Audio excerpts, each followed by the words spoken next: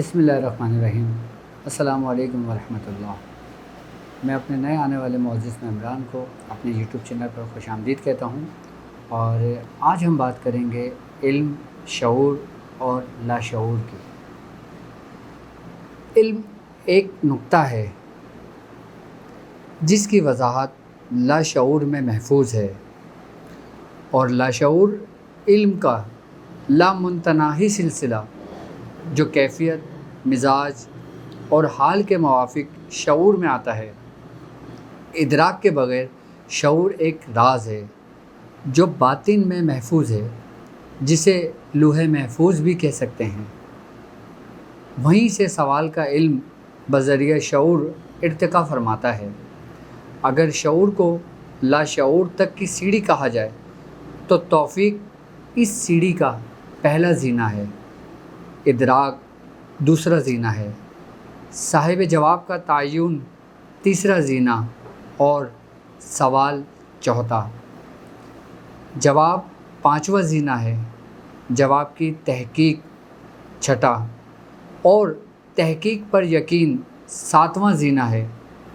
یقین پر ایمان، جسے عین الیقین کہتے ہیں، یہ آٹھواں زینہ ہے، اور ایمان پر برہان، جسے حق الیقین کہتے ہیں، یہ نواں زینہ ہے۔ اس کے آگے لاشعور کا مقام ہے، جسے مقام دل بھی کہہ سکتے ہیں۔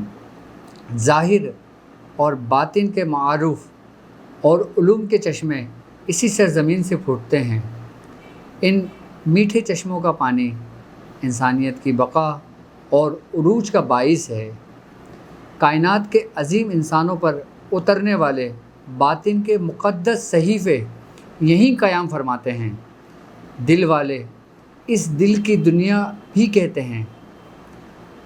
غیب کی وہ بولی جو الفاظ سے پاک ہیں، جسے نہ بولا جا سکتا ہے اور نہ ہی سنا جا سکتا ہے، یہاں کلام فرماتی ہے۔ ہر صاحب دل کا نور، بصیرت یہیں پرورش پاتا ہے۔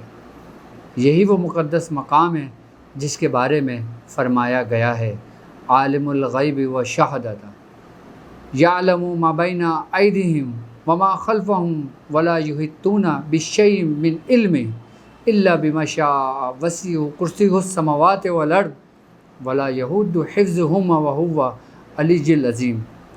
اور ہر شے اپنی اصل کو لوٹتی ہے۔ صلی اللہ تعالیٰ علی خیر خلق محمد وعلی آلہ و اصحابہ اجمعین برحمتک یا ارحم الراحمین۔